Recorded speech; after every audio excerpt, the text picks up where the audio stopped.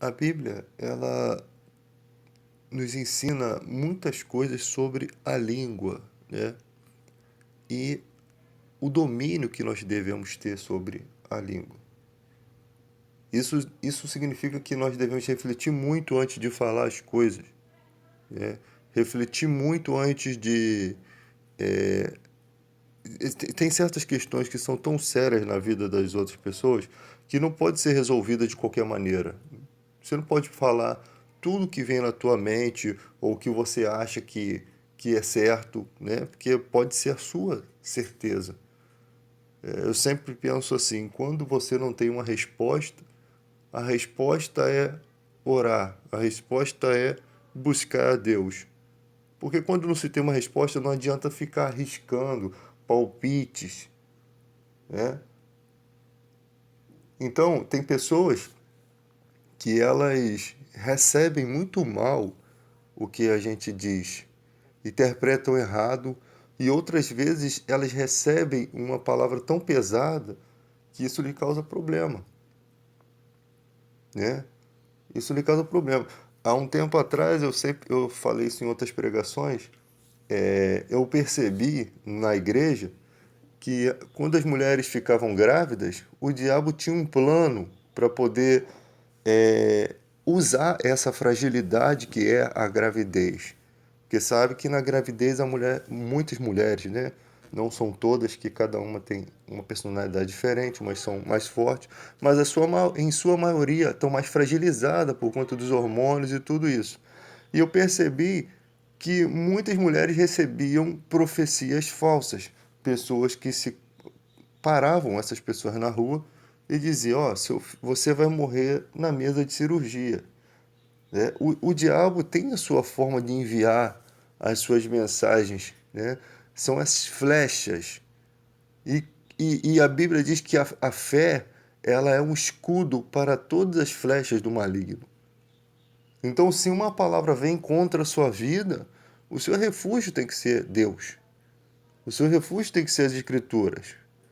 É como se a pessoa falasse assim para você: ah, você é culpado disso, disso, disso, disso. Aí você acolhe aquilo no coração. O que você faz com aquela palavra? Aquela palavra começa a trabalhar no teu pensamento. Você segurou ela, você segurou a flecha de Satanás. Você segurou ela dentro do seu coração. E ali o mal começa a trabalhar, porque ele acha um espaço, ele acha uma brecha. Começa a trabalhar na sua mente. A única coisa que neutraliza é a palavra de Deus. É a sua fé. Porque por mais que você, sabe quando você recebe uma palavra e você se acha culpado, mas você não sabe como é culpado? Se você não sabe como você é culpado, é porque você não é culpado, né? Porque você não está entendendo, você não entendeu. Se você agiu errado, você não compreendeu. Porque quem é culpado sabe exatamente que culpa tem no cartório. É tipo o político lá que rouba o dinheiro. Tá lá, passou 20 anos, ninguém descobriu. Depois de 20 anos, ele é culpado. Conseguiram achar. Ele sabe que ele é culpado. Ele sabe que ele está sendo julgado. Ele pode disfarçar com suas palavras. Ele pode dizer que vai fazer, que vai acontecer, que vai provar a sua inocência, que no final de tudo, aquilo tudo é hipocrisia, disfarçado, né? As pessoas confundem muito. Mansidão é uma coisa constante no coração. Às vezes o cara é nervoso, fala um monte de coisa, mas não age. Não toma uma atitude brusca. E tem gente que é calmo demais no falar e quando você vê está explodindo em agressão, né? E você nem espera aquilo da pessoa. Então não confunda assim. Deus sabe exatamente quem é você dentro do seu coração. Jesus sabia quem era Pedro. Quando Pedro sacou a espada e cortou a orelha de Malco, Jesus sabia. Ele deixou que aquilo acontecesse porque ele tinha poder para resolver a situação. Ele colou de volta a orelha daquele homem, senão Pedro estava morto. E aquela atitude de Pedro nunca mais se repete durante a vida. Então, Deus conhece o nosso coração. Ele sabia que Paulo poderia se ensoberbecer acerca das revelações que ele teve.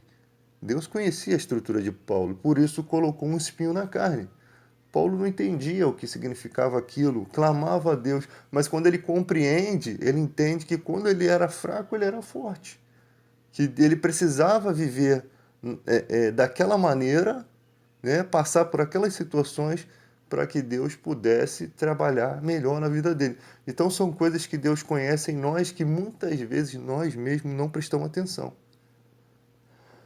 né? Deus, quando você não tem um amigo para te dar um toque, Deus é aquele amigo que te mostra, né, quem é você, quem é quais são os seus pensamentos, se realmente você teme a Deus ou se é tudo um ato religioso, né?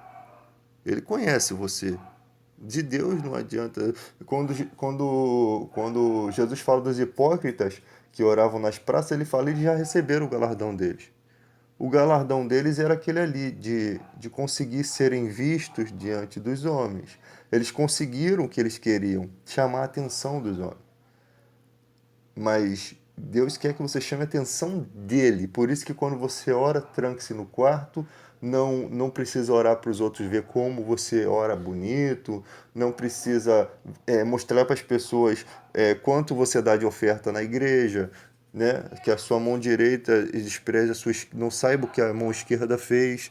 É justamente assim, dessa forma. Então, o evangelho, ele é totalmente o contrário do que o mundo é, do que o mundo que deseja ser. Ele te leva a uma verdadeira comunhão com Deus. Ele te leva a um verdadeiro contato. Jesus está endireitando o pensamento humano. E a língua é uma coisa, se você não dominar, você não conseguir ter controle sobre ela, ela começa a te dominar. Ela começa a dominar a sua vida. E ele diz que uma fonte não pode gerar água salgada, não pode produzir água salgada e doce ao mesmo tempo. Uma fonte de água salgada não pode produzir água doce, né? Não se pode colher de uma figueira azeitonas. Se você é espiritual, o que tem que se colher da sua boca, dos seus pensamentos, das suas atitudes? Então é sempre bom separar alguns textos das Escrituras para a gente poder compreender. Aqui nesse texto de Tiago 4 diz: De onde vêm as guerras e pelejas entre vós? Porventura não vem disso a saber dos vossos deleites que nos vossos membros guerreiam? Cobiçais e nada tendes, sois invejosos e cobiçosos e não podeis alcançar. Combateis e guerreais e nada tendes porque não pedes. Pedes e não recebe porque pedes mal, para gastardes em vossos deleites. Adúlteros e adúlteras, não sabeis vós que a amizade do mundo é inimizade contra Deus? Porquanto qualquer que quiser ser amigo do mundo, constitui-se inimigo de Deus. Então isso aqui é um conselho, né? Geralmente aqui ele demonstra que todas as ambições, as cobiças, as guerras que as pessoas fazem, tudo isso vem com uma razão do homem querer participar dos deleites do mundo, né? Então o homem cobiça e nada tem. Porque Deus sabe, não deixa o cara chegar onde ele quer, muitas vezes. Ele cobiça, não adianta. Ele dá 10 passos para frente e anda 10 passos para trás. Ele não sai daquilo.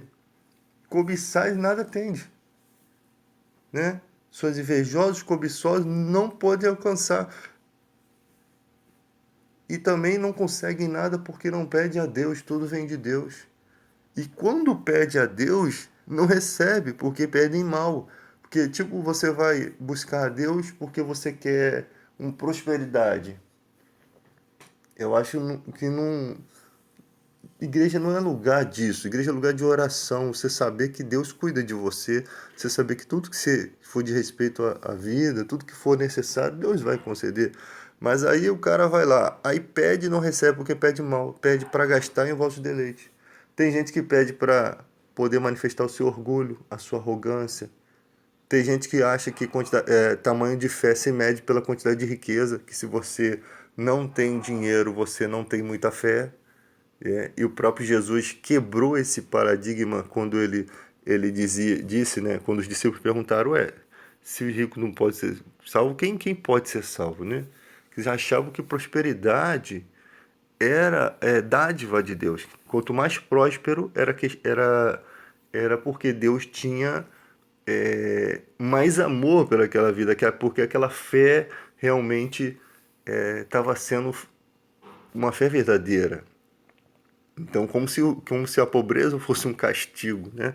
E a riqueza fosse Deus olhando e dizendo, ó filho, você é um abençoado porque você, por conta disso, disso, disso. E ninguém sabia ao certo resolver essa questão. Então, o dinheiro não significa o tamanho da sua fé, né? Tem gente que é assim, cara.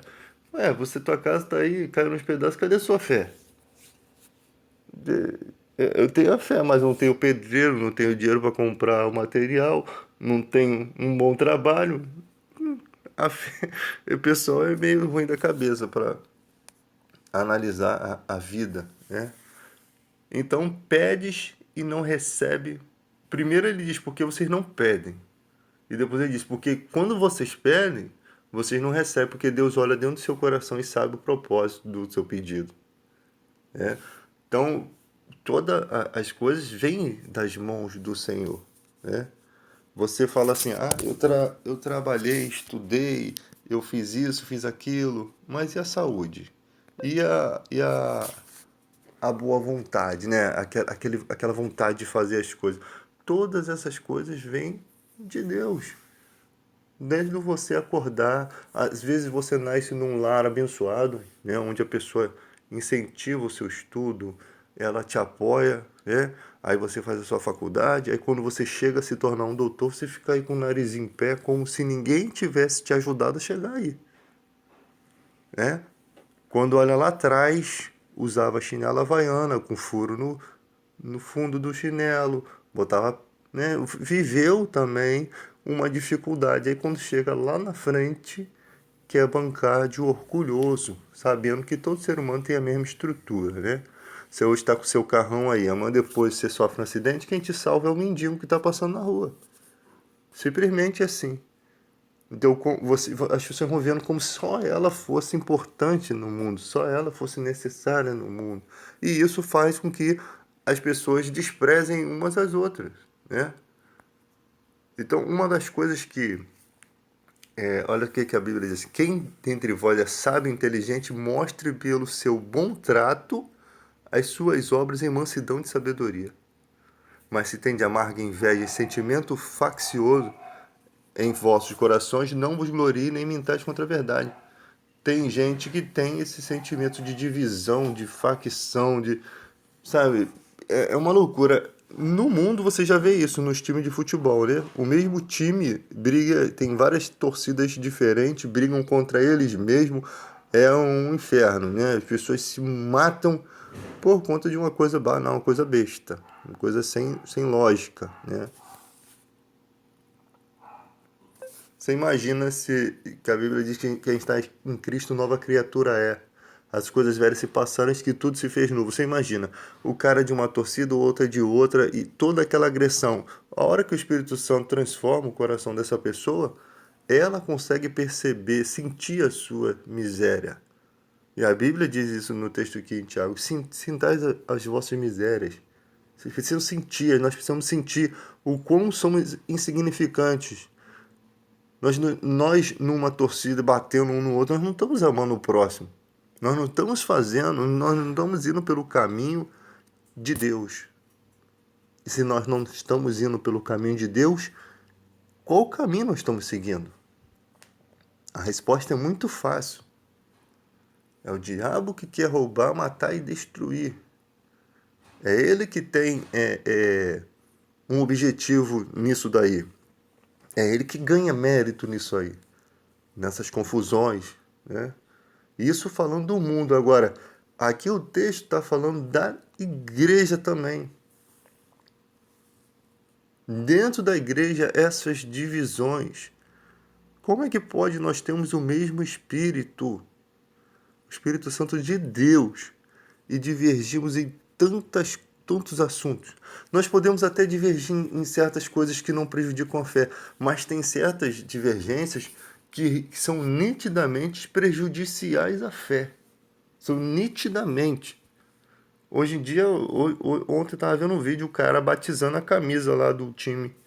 O pessoal cantando um hino dentro da igreja, outros fazendo arminha dentro da igreja. Como que Jesus, o que Jesus faria se estivesse aqui? Como Jesus trataria essa pessoa? Porque Paulo, eu já sei como é que trataria. Mas agora eu queria ver Jesus. Ia sobrar chicote para todo mundo, cara. O que estão fazendo com a casa de Deus? O que estão fazendo? Você vai para a igreja para buscar a Deus e ali você vê tanta coisa diferente, tanta coisa esquisita, tanto fogo estranho, né? Tanto fogo estranho dentro da igreja. Não estou falando que você agora vai deixar de ir para a igreja, vai se tornar um desigrejado, não. Mas eu estou falando que você precisa achar uma igreja que realmente faça sentido às palavras do Evangelho, faça jus às palavras do Evangelho, né?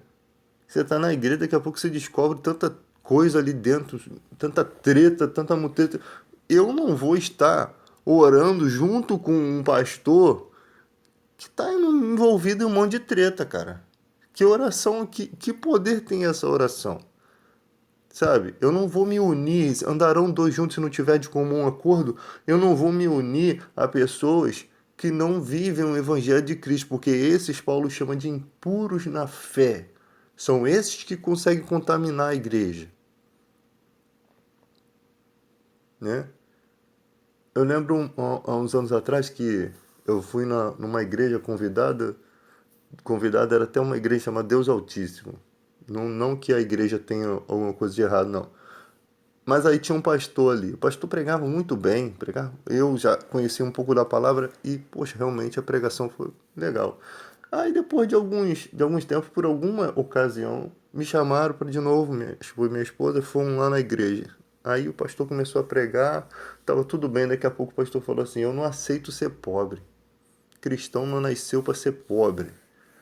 Aí começou a pregar umas coisas esquisitas, eu falei para minha esposa, ele está perdido. Eu falei para minha esposa, ele nem a pregação ele consegue manter fiel. Você pode ser o maior hipócrita do mundo e manter a pregação fiel. Quando a pregação... Você pode estar todo errado e manter a pregação fiel, porque pregar é um dom. Você sabe muito bem, né? Você pode estar fora da linha do trem, mas você andar como se estivesse andando na linha. Mas nem a pregação o cara estava conseguindo manter fiel. Eu falei, esse cara está com alguma coisa. E não deu outra. Descobriram o cara roubando os dízimos. Pegaram, filmaram ele roubando os dízimos. E saindo com um monte de mulheres. O Espírito Santo se vai e a pessoa fica com aquela desilusão. E em algum momento da vida a pessoa se perde. Você não se perde se você está com Jesus. Aprenda isso. Você com Jesus, você se torna um. Você, Jesus e o Pai se tornam um. Ele veio fazer morada em nós. O Espírito Santo vem habitar em nós. Você com Jesus, você não se perde. Não existe essa questão. Você está com Cristo, obedecendo a palavra, não tem chance de se perder. Está obedecendo a Deus, está seguindo, Ele te guarda. Jesus disse, o ramo que está em mim dando fruto, eu limpo, para que produza mais fruto. Mas quando começa a entrar um monte de propósito no coração do homem, um monte de desejos pessoais, o que o Evangelho faz no nosso coração? Quando você que tem o Espírito Santo, quando você começa a pensar a coisa errada, o Espírito Santo vem logo. Ele está dentro de você. A palavra de Deus começa a surgir. Não vai por esse caminho, porque isso aqui desobedece a Deus. A Bíblia diz, se você romper um muro, uma serpente te picará. Você não pode romper os muros da fé. Mas esses caras, eles não só rompem o muro, eles botam a dinamite e arrombam o muro todo. Eles desmoronam o muro da fé, que se chama zelo. Zelo cristão, zelo apostólico. Então você tem aqui, você está numa igreja hoje, você é um pastor de uma igreja com 100 membros, daqui a pouco está com 600, daqui a pouco está com 900. Problemas vão surgir de monte, né? E se você for um pastor preocupado mesmo com as ovelhas, você vai ter trabalho, né? Cada pensamento doido que você tem que consertar. Você para falar com o irmão, você perde 3 horas de pregação para poder consertar a mentalidade do irmão. E você não conserta na hora, porque a palavra, por não voltar vazia nunca, ela não é aplicada no momento em que você está pregando. Você pregou, você jogou a semente, mas às vezes a resistência de quem está recebendo, né, ou falta de entendimento, porque tem gente que vai em outra igreja, vem todo cheio de conhecimentos errados. Aí você perde tempo, é trabalhoso. Tem pessoas que não sabem. Você passa 3, 4, 5 horas, você até se aborrece, você fica cansado de tanto pregar, de tanto tentar mostrar a verdade e ver que a pessoa não está conseguindo enxergar. Mas não é por força nem por violência. Você sabe que a palavra de Deus nunca volta vazia, por isso nós nos esforçamos nesse sentido. Então, o cara vem, é, é, é, é, no coração dele surge aquela, poxa, eu tenho uma oportunidade aqui de melhorar de vida. Pô, minha igreja está crescendo, Deus está abençoando, eu tô uma oportunidade de melhorar de vida. Aí começa. Daqui a pouco ele está explorando, está começando a explorar as pessoas. É nítido que um homem de Deus, ele tenha uma preocupação em como as pessoas vivem. Ele tem. Ele pode cometer os erros, ele pode resistir isso, mas ele tem. Um homem de Deus tem essa preocupação. Ele tem essa preocupação. Né? Em uma certa igreja aí, as pessoas praticamente eram obrigadas a dar R$ 100 para comprar roupa de aniversário de um certo pastor, porque o pastor só usava roupa de marca.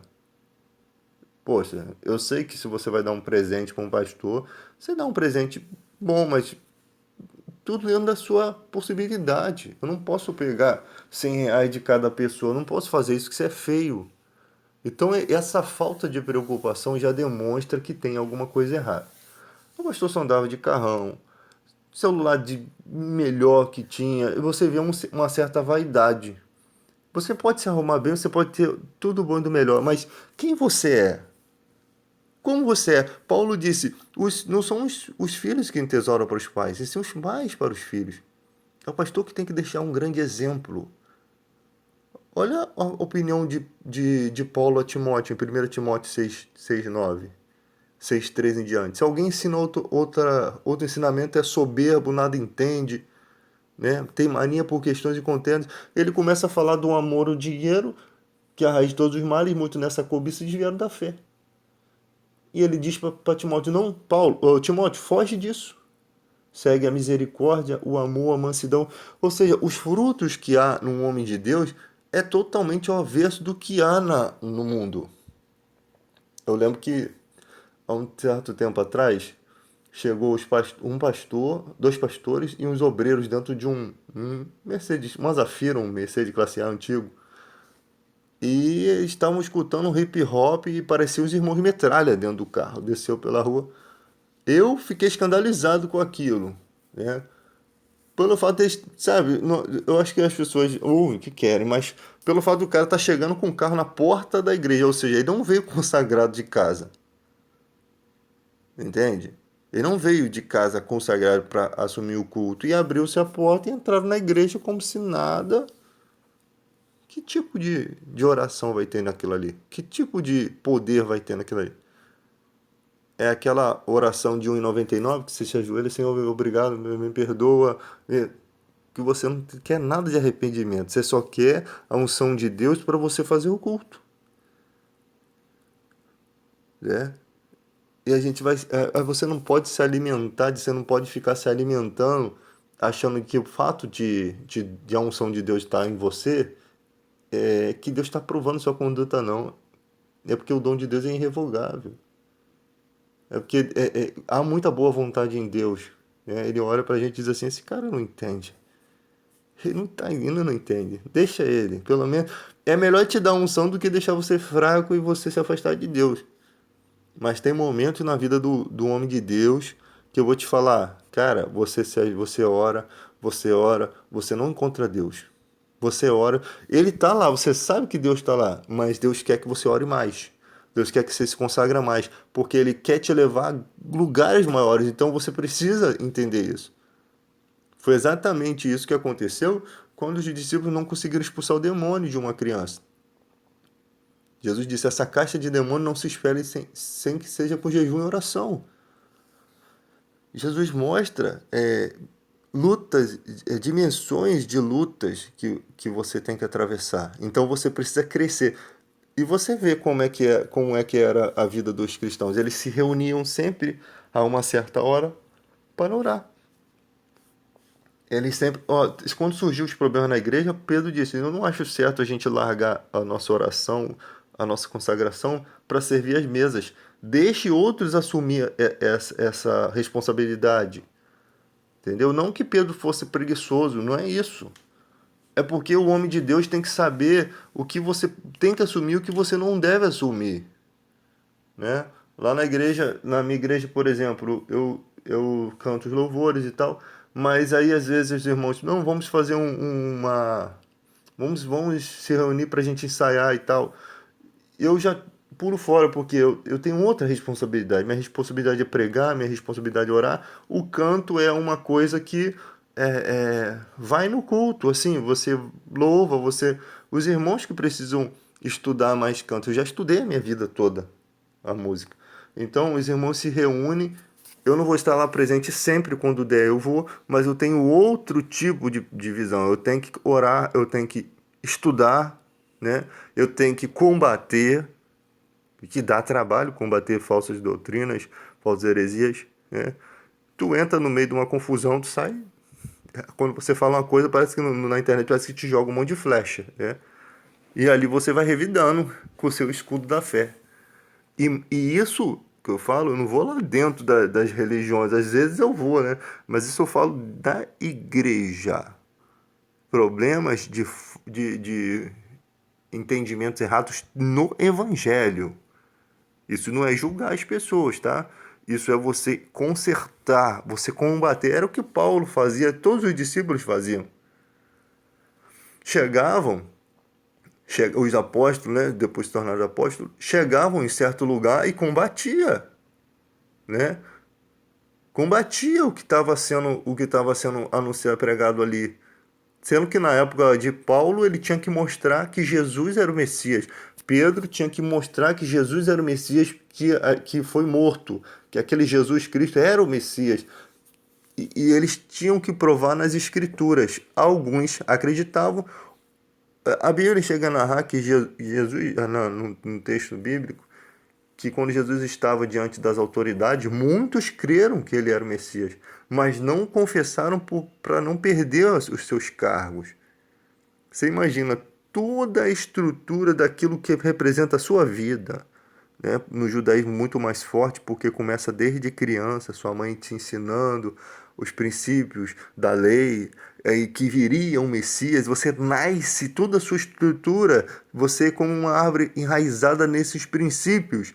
E ali quando você chega diante da promessa, quando você chega diante do Messias que a sua mãe tanto te disse, você quebra todos os protocolos, todos os padrões de que você poderia falar assim, não, como diz a respeito do reino de Deus, que é como uma pérola tão preciosa que você vende tudo, que um homem que entende de pérola vende tudo, todas as que ele tem para comprar aquela, porque ele sabe que é mais valiosa.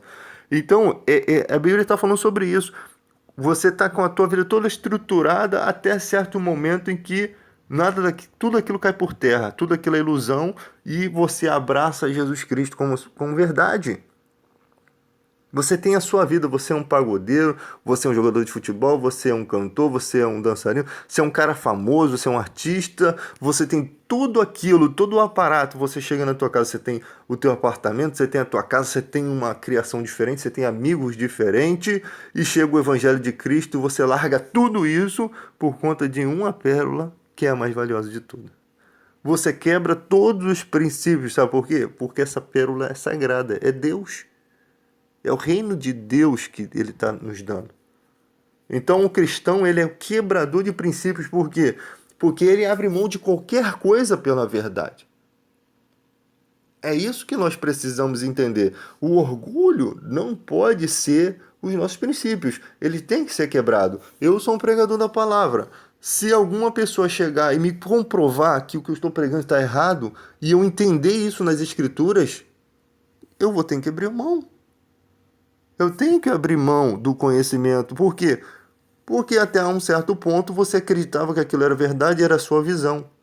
Mas a palavra de Deus, ela é um prego bem fixado, né? Nós pregamos a palavra porque Deus nos enviou. E quando Ele nos envia, Ele nos dá argumentos, Ele nos dá um ensinamento verdadeiro. O que você prega hoje vai valer para toda geração. Não muda, não é uma teoria que você está pregando, né? Então as pessoas não entendem isso, que no evangelho, para ser cristão, tem que se quebrar todos os protocolos. Você é um cara de torcida organizada. Aí você tem tudo aí, todo o seu aparato. Aí você um dia vai para a igreja e aceita Jesus. Quando você acordar no outro dia, você dormiu, você levantou. Eu sei que vão guerrear no seu coração os desejos da carne, de voltar, de fazer tudo que você fazia. E quem vai vencer essa batalha? Você precisa deixar Jesus entrar. Eis que estou à porta e bato. Se alguém abrir, entrarei e cearei com ele. Você é um ator famoso, né? Aí você acorda, toma o seu maravilhoso café, tem a empregada que te serve. Você nunca reparou que a sua empregada passou bem a sua roupa, que ela cuida bem de você, não só pelo salário, mas que você tem pessoas abençoadas ao seu redor. Às vezes a pessoa nunca reparou isso, né? Ah, eu tô pagando, é como se a pessoa fosse uma catraca de ônibus, né? Tô pagando, tem que girar, né? Então, a sua vida pós Jesus no seu coração, pós Jesus, é totalmente diferente. Vê a vida de Zaqueu, onde abundou o pecado, superabundou a graça de Deus, sabe? E isso tem que continuar gradativamente, né? Porque Zaqueu, o evangelho desperta o coração dele como um estalo.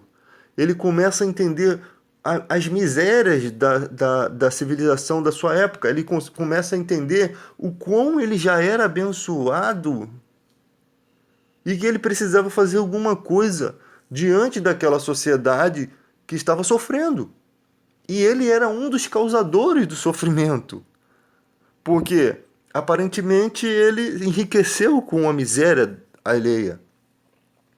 Então ele achou no direito de pela lei começar a obedecer a Deus, restituir o que foi pego e daquilo que ele já tinha, dividir metade com os pobres. Ele sabia que a outra metade já seria o suficiente para ele e a família dele viverem bem, tá? E imagina com a bênção de Deus. Então ali Jesus no coração dele abriu um canal de bênção para as pessoas. Um homem que era tão odiado que os próprios judeus ficaram reclamando quando Jesus foi na casa dele. Aí você percebe.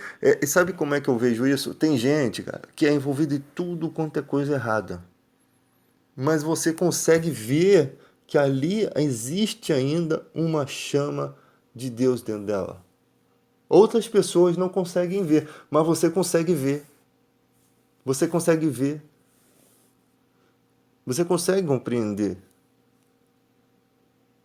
E tem gente muito perdida, muito perdida. Sabe, na vida você tem que entender uma coisa. Tem caminhos que você nem consegue voltar. Tem caminhos que você segue que não tem volta. Você imagina um grande um Fernandinho Beiramar. Ele não consegue ser um cidadão comum. Ele não consegue ser um cidadão comum como eu e você, livre. O evangelho entrar no coração dele, como é que vai ser? Eu só sei que com Deus ele dá o jeito, né? Deus ele consegue fazer de uma forma que muita gente nem imagina. Mas ele consegue. Ele consegue mudar as coisas. Tem gente no corredor da morte aceitando Jesus. Quando você começa a entender a vida, cara, e tem gente que entende tão tarde a vida, né? Ela sabe que entendeu tarde a vida que é em Cristo, quando eu falo. E isso, isso se torna uma coisa tão maravilhosa para ela que ela se sente grata a Deus independente do que vai acontecer. Independente. Você vê pessoas que aceitam Jesus e aceitam serem queimadas vivas, aceitam ser decapitadas, mas não abrir mão desse Jesus, dessa verdade, pelo amor daquilo que da sua libertação dos conceitos errados do mundo. Então isso nos motiva a pensar o quê? Às vezes tem gente com medo de morrer. A Bíblia diz, o Davi disse, eu vou pelo caminho de todo homem. Está escrito, está escrito. O homem vai morrer, está escrito. O homem morre uma só vez e após isso o juízo. Não tem como fugir disso. Agora, o que você faz com essa história de vida? Você não pode ficar preocupado. Ai, se eu morrer, o que vai acontecer? As pessoas têm achando que se protegendo, aí você se protege, aí daqui a pouco vem a doença e te mata. Não tem proteção contra isso. Não há defesa. Mas o Evangelho de Cristo te dá uma força para além disso. Ou te dá uma esperança além dessa vida. E isso não pode ser compreendido de uma forma humana, só de uma forma divina. Quem não nasce em Cristo não consegue ter esse direito de conhecer isso, de entender isso. E a morte e a vida são coisas tão banais que você acompanha aí pela vida dos artistas, né? Daqui a pouco aquele artista que você nem conheceu em vida, mas você gostava tanto de ver ele na televisão, ele morre. Aí no outro mês morre outro. Aí vai morrendo. É uma coisa simples. A morte é uma coisa no mundo aqui simples. Ocorre. E as pessoas não se dão conta. Por quê? O que vai ser depois disso? Eu acho que é muita tolice a pessoa pensar assim: não tem nada após isso. Não tem nada após a morte. Quando a Bíblia fala daquele homem que Lázaro comia as migalhas de sua mesa, debaixo de sua mesa, e o homem só pensava em destruir os celeiros e construí-los maiores, a Bíblia está alertando para as pessoas que vivem uma vida despreocupada.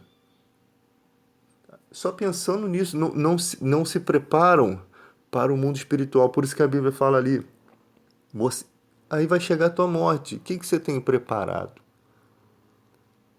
Aquele homem estava fazendo planos para 1 ano de vida. Ele não tinha talvez nem uma semana de vida. E Deus sabia que ele não tinha essa semana. Mas no coração dele ele achava que ia viver mais anos. Vou construir celeiros, vou viver bem. Isso a Bíblia não está dizendo que você não pode construir celeiros, que você não pode enriquecer. A Bíblia está dando um ensinamento de que você não pode viver uma vida despreocupada com o seu tesouro celestial, com a sua vida com Deus. Tua morte está aí. O que você tem preparado para Deus? Você passou a vida toda preparando só para você. O que você tem preparado para Deus? Aí você vai chegar, eu preparei meus filhos. Tá, mas você preparou seus filhos porque eram seus filhos. E Jesus falou, se você faz somente o bem aos que te fazem, que grande coisa você está fazendo? Até os ímpios fazem isso. Até o marginal ama o seu filho. Não está fazendo nada demais. Nada de diferente. Nenhuma diferença aqui na Terra. O que você preparou na vida dos outros? Quando a pessoa começa a entrar pelas portas do Evangelho, sentir as suas misérias, ela vê o que ela poderia ter feito pela humanidade, o que ela poderia ter feito pelos seus próprios funcionários de sua empresa, o que ela poderia ter feito. Ela poderia ter feito muito. E às vezes não fez nem 1% do que poderia ter feito. E às vezes não só não fez, como prejudicou. Então Deus honra a todas as nossas atitudes, né? Quando um certo centurião foi até Jesus, antes foram pessoas pedindo a Jesus, Senhor, faça esse milagre. Ele foi até Jesus pelo servo dele. E as pessoas diziam assim, Senhor, faça esse milagre porque esse homem é digno. Ele nos ajudou a edificar a sinagoga. Não que Deus faça as coisas pela nossa vida porque a gente merece, não. Mas olha como que chega o desejo da humanidade a respeito daquele homem. Se fosse Zaqueu, eu ia falar, Senhor, não faz isso não, Senhor. Esse cara não vale nada. Esse cara não vale nada. Mas como era na vida de um cara que era um abençoador, e Jesus bem sabia disso, lógico, né? E Jesus não o curou porque ele era assim, mas para você ver como isso seria motivo de alegria de toda aquela seria um motivo de motivação para todas aquelas pessoas que viam a bondade daquele homem. Então eles foram até Jesus, eles foram pedir. E na vida, muitas vezes a pessoa pede por você, você nem sabe. Às vezes você está num trabalho, as pessoas querem te mandar embora e tem gente pedindo por você. Não, não manda ele embora não, porque um dia você fez a diferença na vida daquela pessoa. Porque aquela pessoa te conhece melhor do que muita gente que está falando contra, né? Às vezes a pessoa tem uma opinião superficial sobre você. Então, é complicado. Às vezes no trabalho, eu tive uma vez eu tive um patrão que eu chegava no prédio, aí as meninas do dia esqueciam de acender a luz, né? De apagar a luz durante a noite. De apagar não, de acender a luz durante a noite, né? Depois do horário de verão, se acendia a luz. Aí toda vez que eu chegava, eu achava que estava aceso e a luz apagada. Aí era exatamente na hora que eu chegava no plantão, o síndico chegava. Aí ele via a luz lá apagada. Aí vinha falar comigo, eu falei, eu acho que as meninas deixaram apagado, né? Tipo assim, falei sem maldade, não foi nem para prejudicar. Mas era exatamente, eu tinha acabado de pegar no plantão, nem dava tempo, eu tava trocando de roupa ainda. E isso aconteceu por umas 2 vezes. Até o dia que ele falou assim, foi as meninas, né? Tipo assim, toda vez que você vai inventar uma desculpa, vai jogar a culpa pros outros. A culpa não era minha. Mas aí eu passei a fazer o seguinte: toda vez que eu chegava, eu tinha preocupação primeiro de ir lá. Eu nem trocava de roupa, eu ia lá e acendia a luz. E aquilo isso quebra uma possível inimizade futura. E aconteceu, aquela situação estava afastando eu e ele, né? Mas depois aconteceu que nos tornamos amigos, né? E na vida nós temos que ter essa percepção. As pessoas pensam de uma maneira diferente de você. A pessoa que te prejudicou, por exemplo, te prejudica hoje, no futuro ela de repente não é a mesma pessoa. Ela pode ser pior ou melhor, né? Tomara que sejam melhores. E a vida segue, gente. Nós não podemos ficar com coisas no coração. A vida segue, né? Você não pode ficar guardando ressentimentos de pessoas que você encontra. Não, não que é esse caso que eu citei, não. Mas você não pode. Tem outros casos na vida, né? Pessoas que te prejudicam, pessoas. Isso é coisa da vida. Cada pessoa está numa sintonia de vida diferente. Na hora te bate aquela coisa, poxa, aquela pessoa me fez mal, porque a lembrança fica. Mas o que você é capaz de fazer com essas lembranças? O que você é capaz de fazer com elas? Você é capaz de deixá-las no passado? Você é capaz de seguir em frente? Porque o Evangelho de Cristo nos liberta de qualquer coisa. Às vezes a pessoa não vai vir te pedir perdão. Não adianta. E a gente não quer isso. Eu ficaria sem graça se uma pessoa me pedisse perdão por alguma coisa. Não adianta. Nós que precisamos ser pessoas que estamos dispostas a ser como Jesus, né? Ele é o caminho. E que se aquela pessoa que te prejudicou está seguindo esse caminho, um dia vocês vão se encontrar no mesmo caminho. Porque é um único caminho certo. O objetivo de Deus é nos colocar todos nesse caminho, nessa verdade, né? Nesse caminho que nos leva a Deus, que nos leva ao amor. O amor tudo suporta, né? O amor não fica alegre com a injustiça. Você vê a situação que está acontecendo no nosso país. Como eu, como cristão, vou me alegrar com a injustiça? Não é porque você tem o amor de Deus que tudo vai ser flores. Não, a injustiça fere o amor, porque a injustiça é falta de amor com outras pessoas. E aquilo vai ao contrário de Deus. Hoje em dia chamam qualquer pessoa de mito, né? Acho que mito é mito, né? Se o cara que faz tudo de errado é considerado mito, aonde eu vou usar? Qual palavra que eu vou usar quando eu ver um cara que faz tudo de certo? Né? Usando aí o Suassuna aí, quando falaram que o Chimbinha era um guitarrista fenomenal, né? Aí, como eu vou achar palavras para colocar a vida de Beethoven, de outros caras aí? Exatamente o que está acontecendo, um mundo averso, um mundo que exalta coisas que não têm tanto valor, né, como as pessoas dizem. Se você é chamado de mito, né, ou se você é chamado de homem de Deus, você precisa ter esses atributos. Tem que ter esses atributos. Porque do contrário, é só uma falácia.